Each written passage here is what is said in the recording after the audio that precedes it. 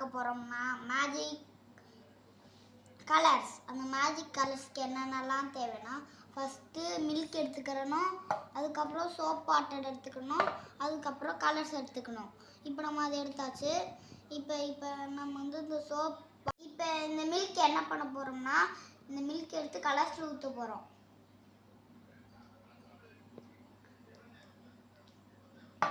பார்த்தீங்களா friends, colours எவ்வளோ அழகாக வருதுன்னு.